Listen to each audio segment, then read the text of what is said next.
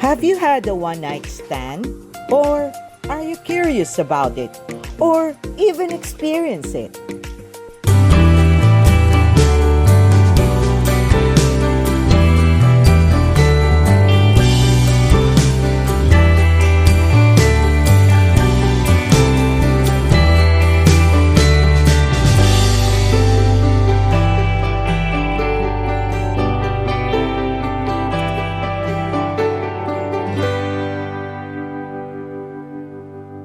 Hello, Chingu!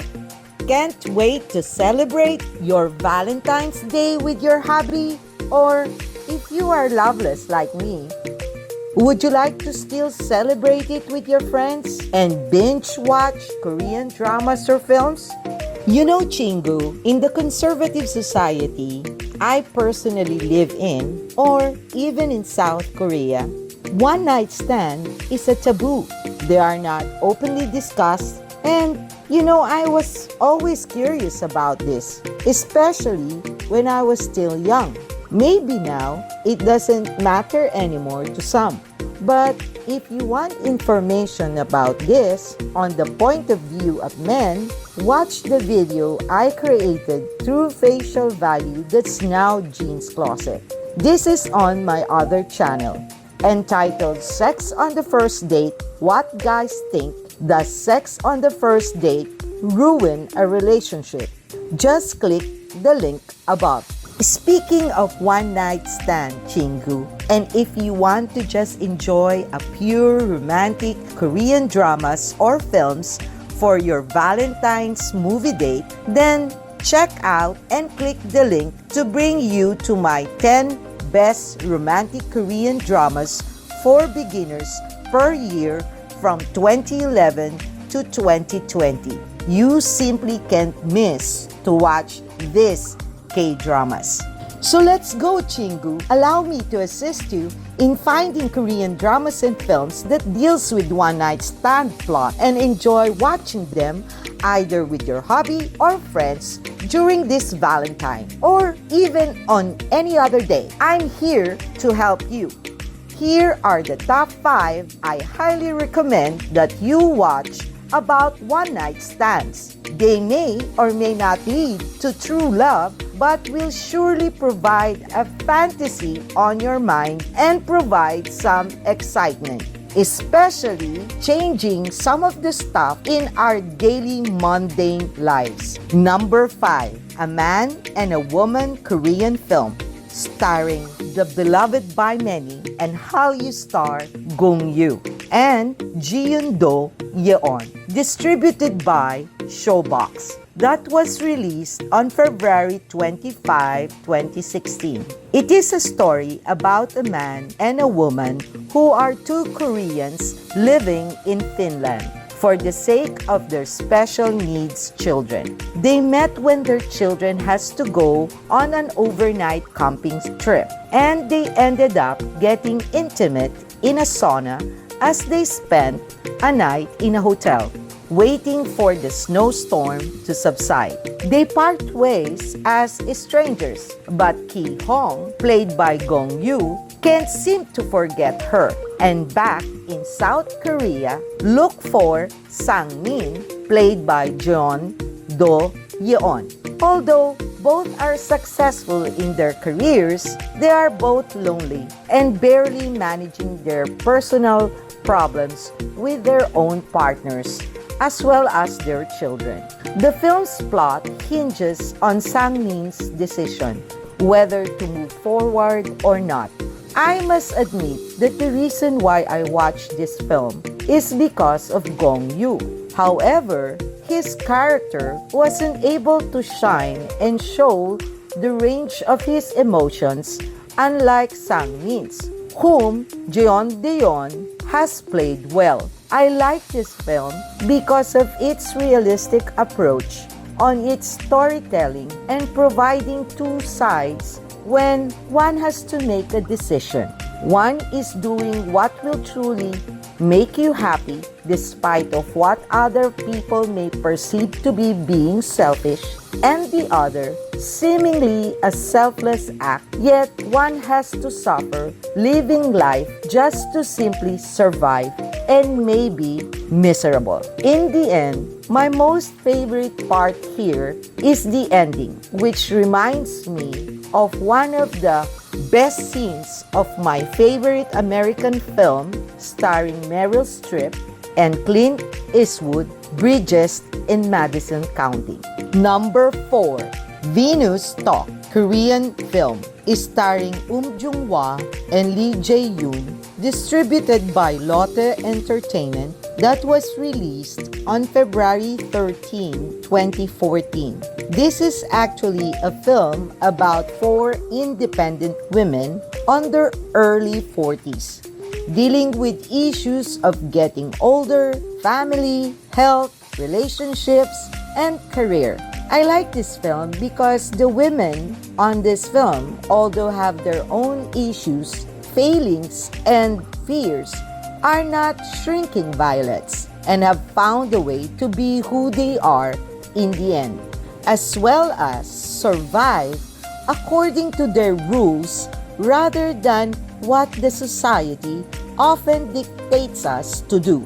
It is indeed very hard to bravely do things that we can be judged by others and even the very people who are close to us, and be isolated and treated as a pariah. However, the friendship of the 4 women and their strength as women are the reasons why this film truly shines in my book. After all, Chingu, finding one real friend is a blessing in itself. Having 4 of them is already a gift. Thus, the love story between Jung-hwa as Jung Shin-hae and Lee Jae-yoon as Wang Hyun-seong regarding an older woman having a one-night stand with a younger man is just one of the stories on this film, yet certainly my favorite. Their story is beautifully done and has successfully shown the difference between a man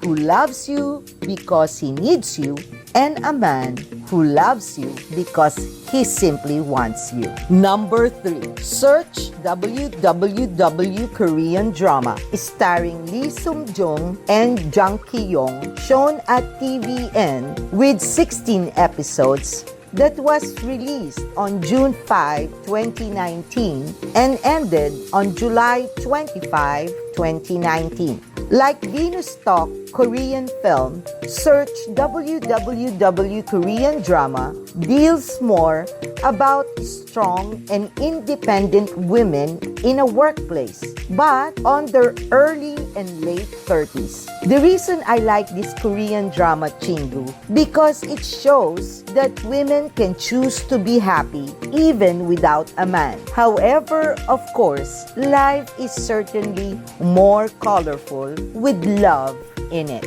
And this is how the love story between Lee So-jung as Bai Tami and the handsome and upcoming hot Korean actor Jang Ki-yong as Park Mo-gun has evolved. It is nice to see in a story that there's a woman character that can courageously decide what she wants in life, not just because she slept with a man or even fell for him, as what everybody expects her to do, but does it because that's exactly what she wants and doing it within her terms.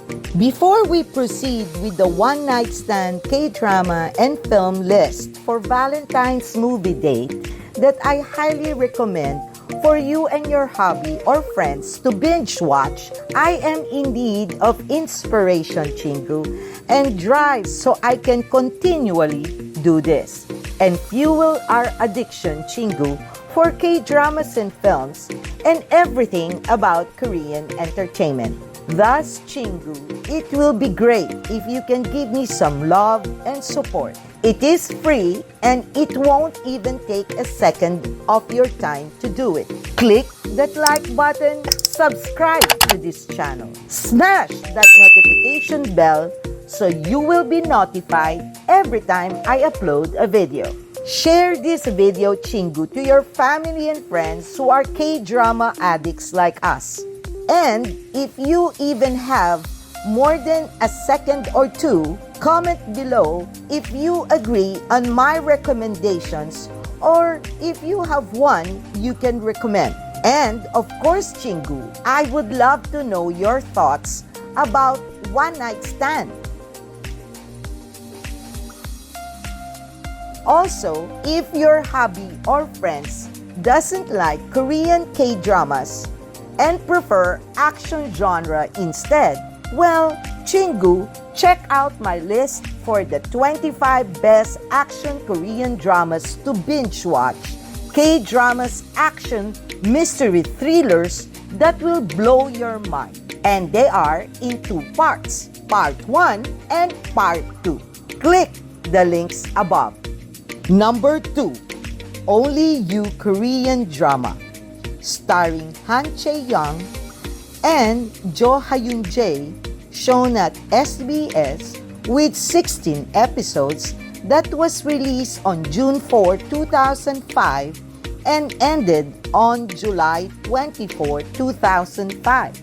This is quite an old Korean drama, Chingu, but one of those Korean dramas that was ahead of its time when it was featured and tackled this topic. It was beautifully done and one of those that I have not forgotten the story since I watched it. First reason why I love this is that both met at one of my favorite cities in the world, Paris. Second, the way their characters developed before they became intimate was quite believable considering the character of Cha Yoon-jae, played by Han Chae-young. Third, the admirable way Chan Yoon-jae tackled the complicated and serious repercussion born out of one-night stands. And that is, Chingu, the possibility of getting pregnant. Lastly, the way Cha Yoon-jae and Han Yi-jun, played by Jo Ha-yoon-jae, have met again and played out the events several years after their one-night stand.